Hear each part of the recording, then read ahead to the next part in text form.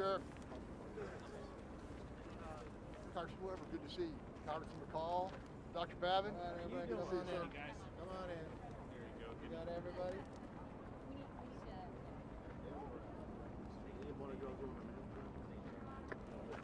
Are you all good? You got white balance? I'm very large, so if you need it. All right.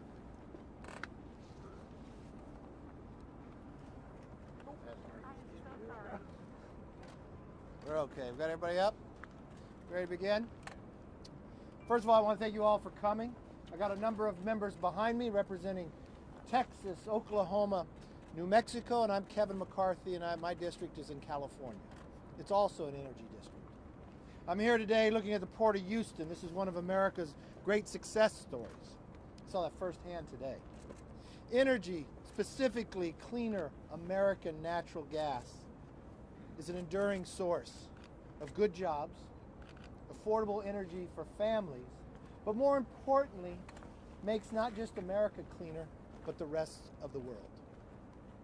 We've watched America in the last few years become almost energy independent, making America stronger, creating more jobs economically, lowering the price of energy for Americans, and also making the world safer against our adversaries. I had never envisioned all that success to be wiped away with one pen. I never envisioned listening to President Biden on the day of being sworn in, talking about unity. But in less than 2 weeks, wiping away tens of thousands of Americans' jobs, of empowering our adversaries to become stronger, and putting the energy cost of Americans on a path to go higher. Now, how do I know this to be true? I've watched his 42 actions, but I know it because I've lived it. President Biden tries to pride himself on doing a California model. I come from a community that produces energy. At times, the second best county production in the nation. I've watched what California has done to those high-paying jobs. Fewer wells being drilled, fewer jobs being seen. I've watched in California where I pay 40% higher energy costs than the average in the nation, even though it's quoted that we have electricity glut in California.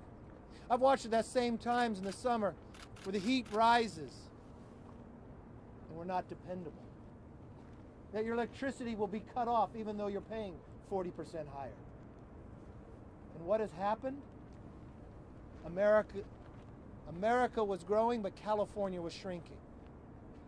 For the first time in the history of the statehood of California, they're not going to gain in the census a congressional seat, they're actually going to lose one.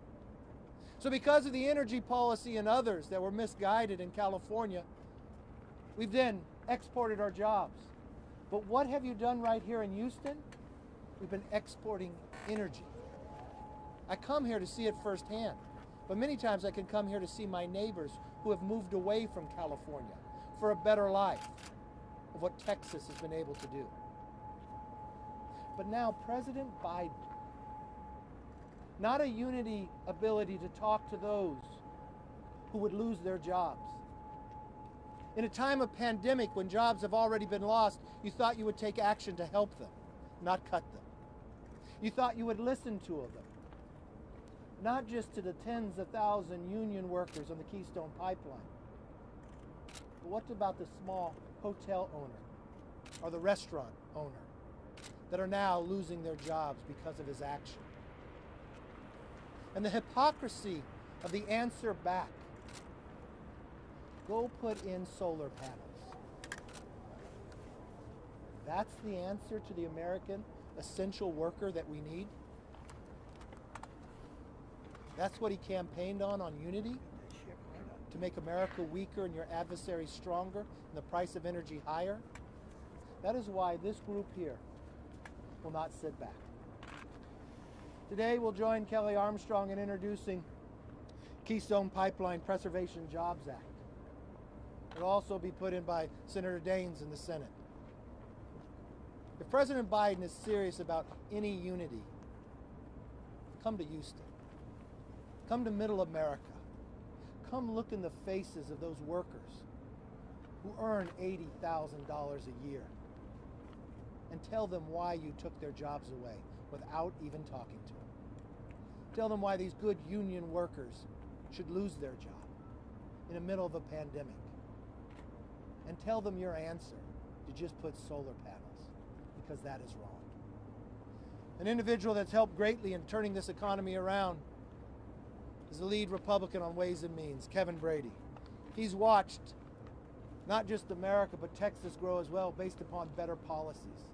At a time when America could not export our energy, it was a Republican majority that changed that. And we've watched it, we've been able to lead the world with that. One of the biggest advocates and the leader of making sure that our energy costs are lower and more jobs are created, I give you Kevin Brady.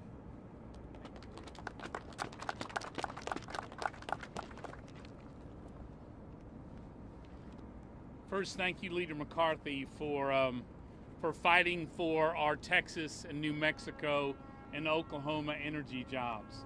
Thank you for your leadership in ending the 40-year ban on selling American crude oil around the world.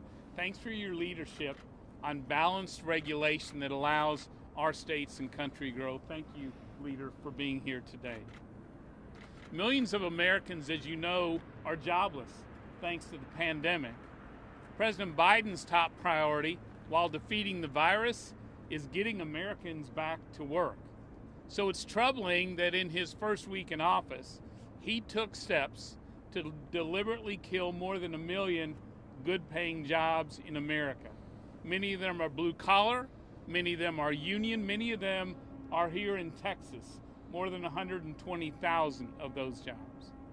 His attack on traditional American energy workers may be cheered by the Green New Deal crowd and cheered by Russia and China and the Middle East, but it's devastating to our workers, to their families and local businesses here in Texas. So, Mr. President, I invite you, I challenge you to come here to Houston. Meet face to face with the workers whose jobs you've ended. Meet with their families and their companies, who, by the way, face even more layoffs thanks to you. Tell them why their jobs don't matter to you, why their families don't matter, and tell them where they can apply now for all those good-paying jobs you've promised will replace them, because they have bills due now. They have kids headed to college now. Mr. President, you pledged at your inauguration to do your very best for all of America, not just those who supported you. Reversing your job-killing decisions would be a good place to start. With that, I'm proud to introduce Congressman Babin, who represents this area in Congress. Congressman.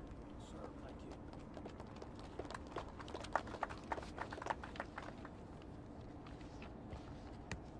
Thank you so very much, Kevin, and just want to say thank you to Enterprise Products. Thank you, Leader McCarthy, you and Chairman Brady for getting this thing together.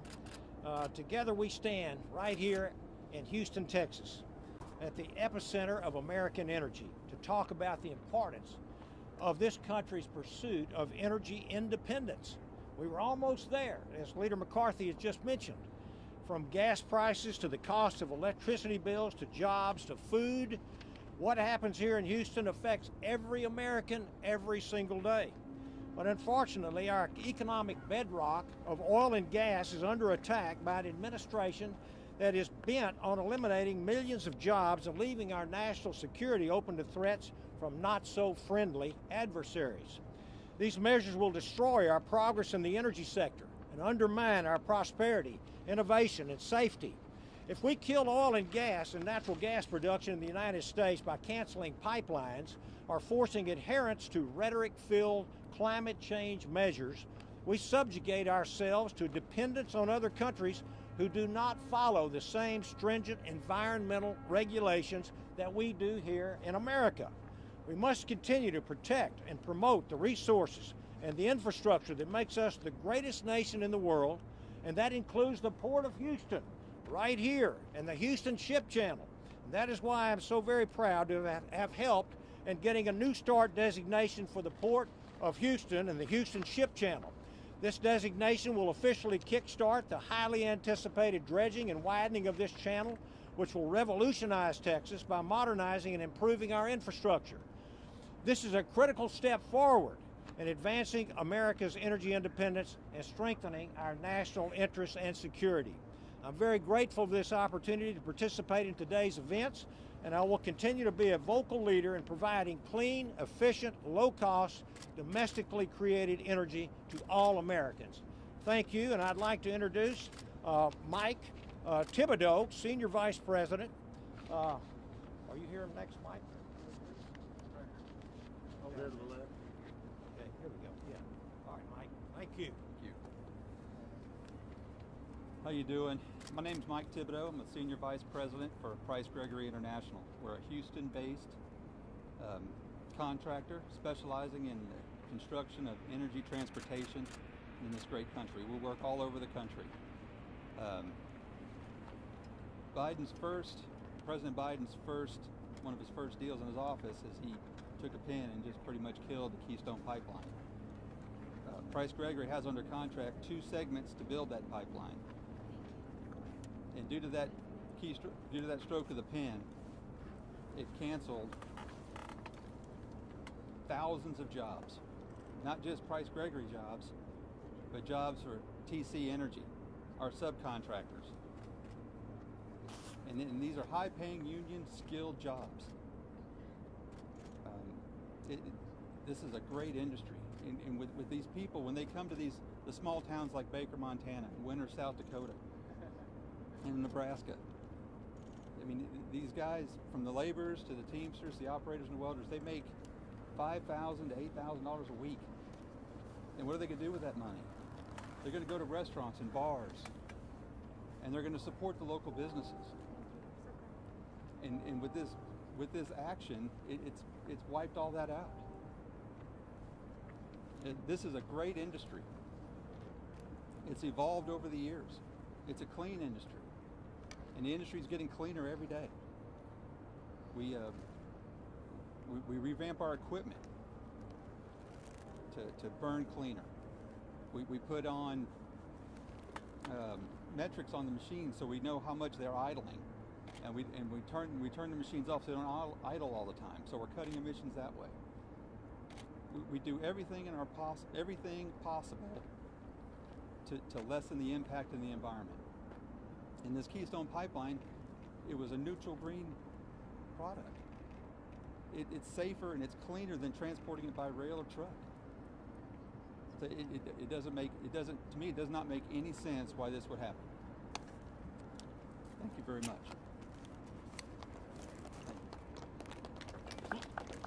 Thank you. Please welcome Dustin McKee, President of Babin USA.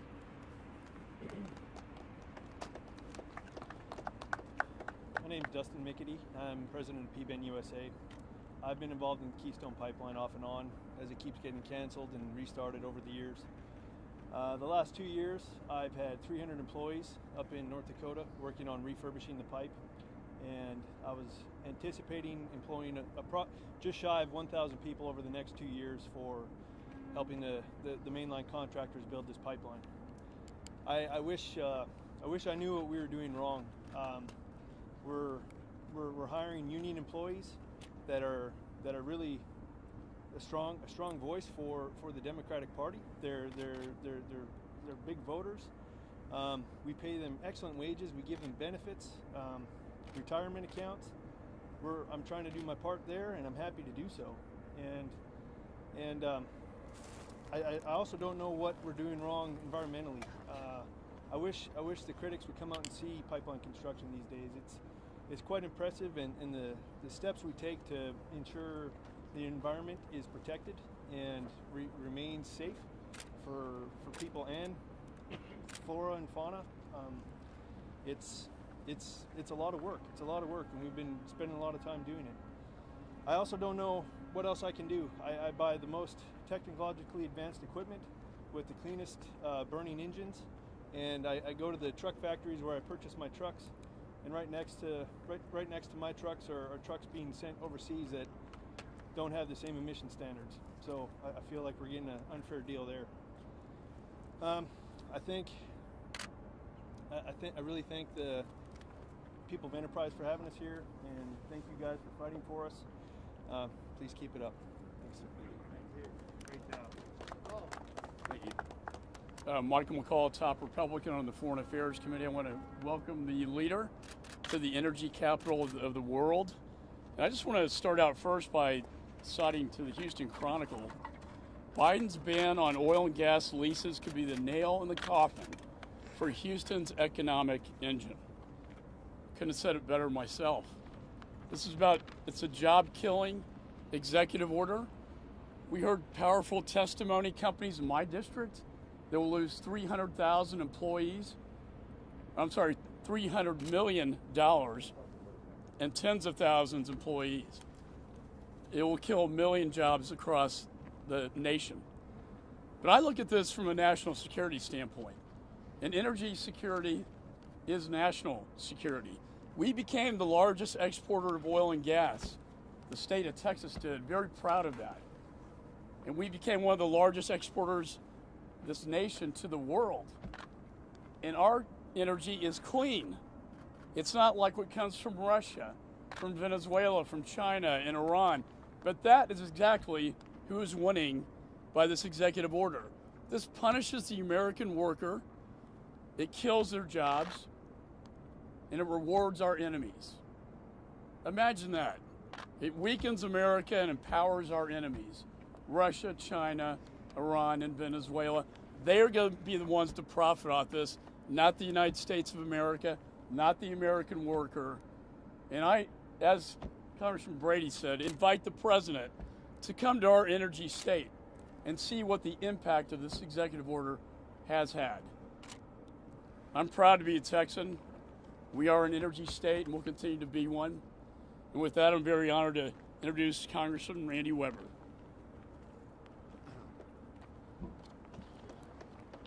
Y'all can clap, I've got time. Well, it's an honor to be here. I want to thank Enterprise. I want to thank the leader for coming in, Kevin Brady for helping set this up. You know, we want President Biden to understand, and before I really get into my remarks, let me say I've instructed my staff to reach out and find a factory that produces solar panels and get a job application for the president so that maybe he can go to work building solar panels.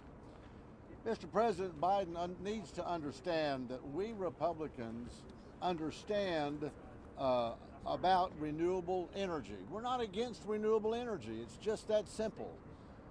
Long time has passed about the argument against the causation of climate change.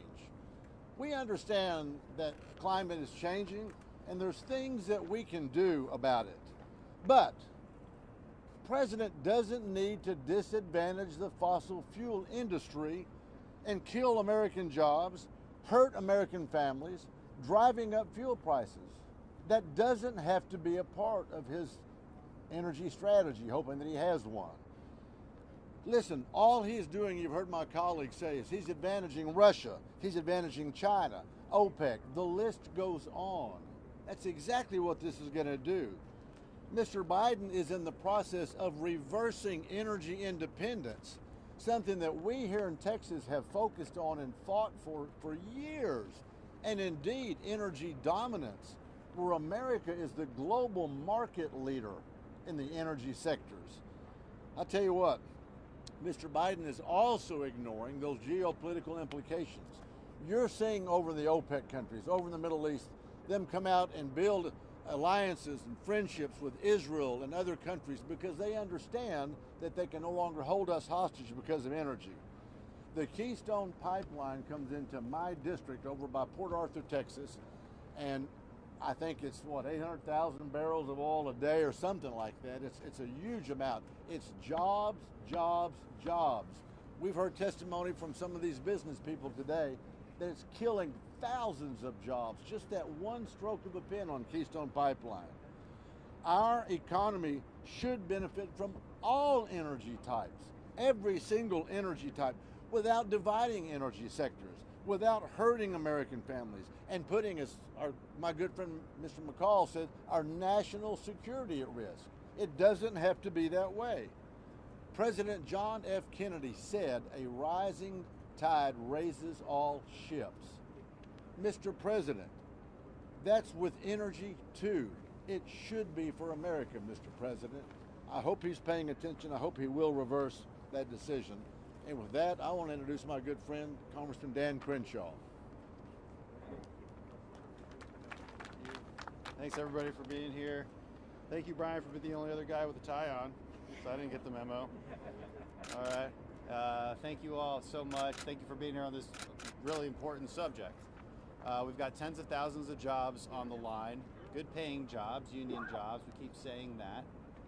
And the president derides them, says, well, they'll just go find a solar panel job. Well, on average, solar panel jobs, wind jobs pay about $20,000 less than oil and gas jobs. Gas prices will go up, electric prices will go up. We'll start to look a lot like California. And the Democrats say, well, that's just the price to pay because we're saving the world, right? What else are you going to do? You got to sacrifice. You should sacrifice, America. Well, here's the thing. They're lying. This is not good for the environment. When you stop pipeline production, well, you just force the transport of oil and gas on trucks and rail, which emit more carbon. When you destroy Texas energy sector, when you destroy American energy independence, you're ceding dominance to Russia, Venezuela, and Saudi Arabia. And as it turns out, they produce oil and gas a lot dirtier than we do in America. On a life cycle basis, natural gas produced in Russia is 42% higher emissions than in the US. And they don't have any environmental regulations, they don't care about labor regulations, they don't care about any of it. So you're not helping the environment. In fact, there's a good argument to be made that you're increasing global emissions and you're destroying the Texas economy, you're destroying the American economy. This hurts the low income the most because they're actually counting the pennies when their electric bills go up. They're actually filling up their tank with maybe just $10 at a time because they can't afford to just fill it up and turn the other cheek and check their text messages. And I wonder why Democrats, my colleagues, just don't care about this. Talk about compassion all the time. I hear it every single day. Compassion, how much compassion they have. Where's Mayor Turner? Where's Sylvia Garcia? Where's Sheila Jackson Lee? Their constituents work at places like this. Only 4 Texas Democrats signed a letter pushing back against the Biden administration. I appreciate that they did that. We need more. We should be a united front here. We should actually care about climate change and the environment and American jobs. And if you care about all 3 of those things, then you have to support American energy. That's what the science actually says. That's what we should support. Thank you all. Oh, and I want to introduce Michael McLeod, good colleague and congressman. Thank you. Give me those. Thank you all for being here. Thank you, Leader McCarthy, for taking the trip to come here. The deal is that the world's demand on energy is growing. That's a good thing. That's people coming out of poverty. That's people finding mobility for the first time. That's people having heating oil for their homes for the first time. The question remains then, who is going to meet that demand? We believe that demand should be met by America's energy producers. We're going to do it more safe. We're going to do it more responsibly. And if you think about the geopolitical implications that come with a strong American energy sector, we've seen how it's given us strength at the table for the negotiating table when it comes to national security, peace deals, trade deals. It's strong. It's so important that America have a strong energy sector. Beyond that, it's the American worker. It's all the products that come from energy as well, from my 10-year-old's basketball to home furnishings to cell phone components. It's about all these things. And now is not the time for us to be cutting jobs. Now is not the time for us to be raising energy prices. And certainly it's not the time for us to be ceding America's national security interests to those of our adversaries. It is time for us to stop demeaning the American workers who've been working in this industry for decades to provide safety and security and prosperity for American communities and also those across the world. This is an important issue. Thank you for taking the time to be here. And I want to invite, wherever he is, former Sheriff turned Congressman Troy Nell. Thank you. Thank you so kindly. And I would like to thank Leader McCarthy for being here and visiting the great city of Houston and showing interest, as well as my newfound friends from the oil and gas industry, our local leaders that employ thousands upon thousands of people. Thank you for sharing your stories as well. And my colleagues here from Texas that are talking to you about how these new policies by President Obama have such a negative impact in their congressional districts, as well as across the entire great state of Texas and the entire nation. My congressional district is no different. I've heard from my constituents. The oil and gas industry employs thousands of hardworking families in Congressional District 22. And for the past year now, they've had to deal with COVID, this pandemic. And we are seeing the American family struggling each and every day. And now they get sucker punched again, right in the face, with these new policies from the Biden administration. I don't know how I explain it to my constituents, other than these policies are dangerous and they're reckless. And to my new friends in the oil and gas industry, the leaders, I would like to let you know that you have a friend in me. God bless you all. We have two freshmen with us also. Stephanie Bice is from Oklahoma. Stephanie, thank you for coming. Well, thank you to Leader McCarthy, and thank you to all of the industry executives that joined us here today. I represent Oklahoma's 5th Congressional District, an oil and gas state. And the reason I'm here joining this group today is because I want the administration to know that you are decimating oil and gas across the country, and specifically in Oklahoma. Oklahoma's oil and gas industry directly and indirectly accounts for almost 25% of the revenue generated. And when you decide to, with the stroke of a pen, sign executive orders that fundamentally change the industry, it impacts every single company in my state. I will not sit back and watch while this industry is decimated. I plan to stand up and speak out and ensure that not only do we stop this attack on the industry, but we also ensure that this administration does not use agencies like the EPA to continue to make it difficult for the hardworking men and women in the oil and gas industry to do their jobs. We need them. COVID-19 has impacted all of us in a variety of ways, but particularly the economic challenges that we've seen are doubled in states like Texas and Oklahoma, because now we have to worry about jobs in our states being eliminated by this administration. I urge the administration to reconsider their stance. Please keep these hardworking men and women in mind. Thank you. And last but not least, the newest freshman member from the great state of New Mexico, Yvette Herrell. Thank you, Leader and Enterprise. This is an incredible time to see all of us standing together to stand for something we believe in, and that's the American worker. This isn't about just Texas or Oklahoma or North Dakota. It's about America and America's workers. In New Mexico, we will lose almost half of our state budget. We will lose 117,000 jobs, and we will lose the ability to educate our kids because the funding that we'll miss goes right into the classroom. This is such a travesty. And this is about friends. This is about business owners, and this is about family members that make up the fabric of our communities all over the country. It's a dishonest way for the administration to act. And I am very proud to have stood with many people here to introduce the POWER Act.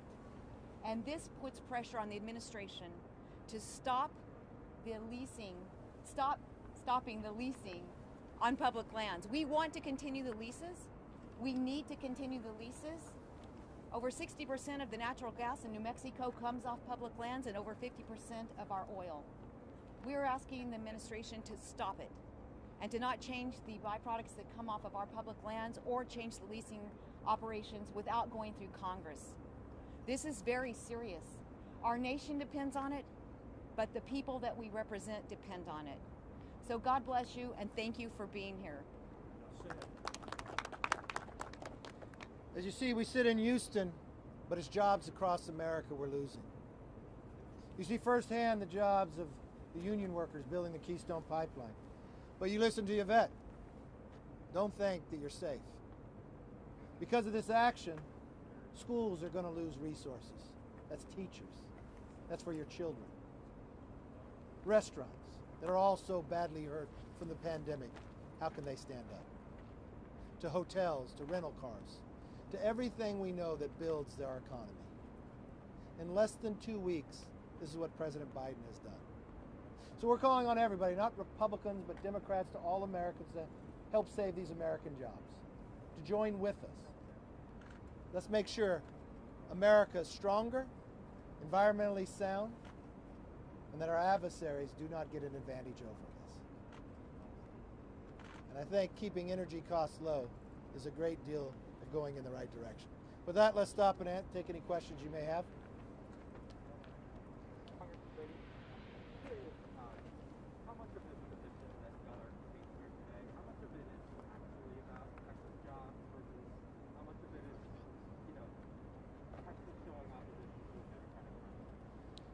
It is all about Texas jobs. It is all about these blue-collar workers, these union workers, who now are losing their jobs in the middle of a pandemic where we're trying to claw our way back to a healthy economy again.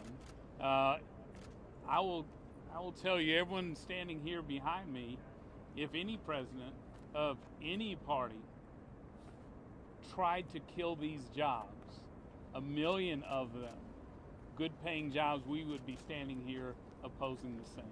But President Biden needs to take this serious. He needs to come down here.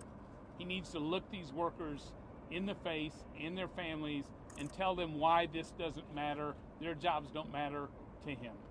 Congressman Brady, on the horizon, Democrats have suggested a rollback of the Trump-era tax cuts that you authored. What are the ramifications of that blow down the road if they are able to engineer that for the energy industry specifically? Yeah, if President Biden and congressional Democrats repeal the Tax Cuts and Jobs Act, families will be poor because Washington will take an average of over $2,000 from their family budget. Small businesses will see a significant tax increases. All businesses will see an increase in taxes, and so we'll return to the bad old economic days of Obama and Biden, where our job growth was slow, where kids coming out of school had few opportunities, where paychecks were stagnant for more than a decade, and every month we went online and saw another U.S. company and Texas company moving their headquarters and their manufacturing and their jobs overseas. There is a great deal at stake in protecting and building this economy. You wouldn't repeal the Tax Cuts and Jobs Act in good economic times. You certainly wouldn't raise taxes as we're trying to rebuild this economy. Thank you, Greg.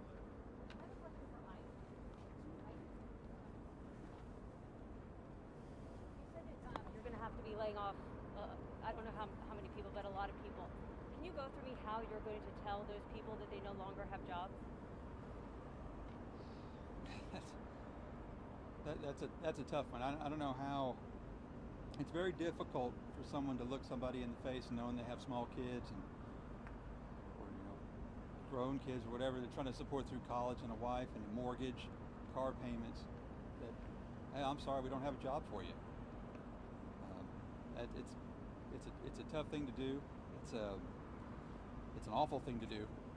It's not something anybody should ever have to do. I mean, I don't know how best to answer it, but that way. Thank you all very much. I have a question. The oil and gas industry was already really hurting in 2020 before President Biden took office. Largest declining industry here in the Houston area. U of H Energy Fellows said basically Biden's orders aren't going to impact Texas much, nor just a message. Instead, he said that $2 trillion he also put for green energy could create a new innovation here in Houston. The infrastructure's in place. Houston can then move forward in that realm. What do you say to that? The industry was already hurting before Biden even took office. The industry started hurting because of the pandemic.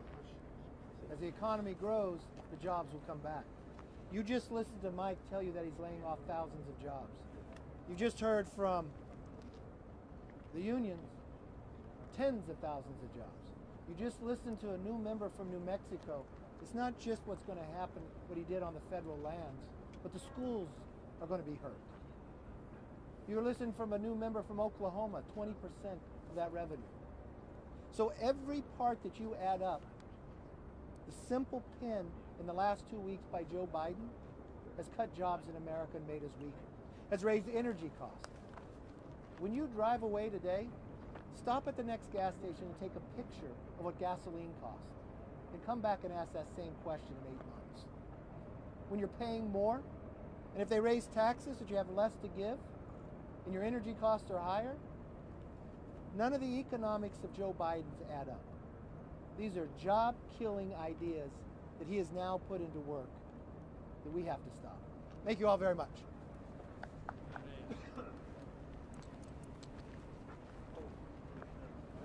Thank you. Good job, Isabel.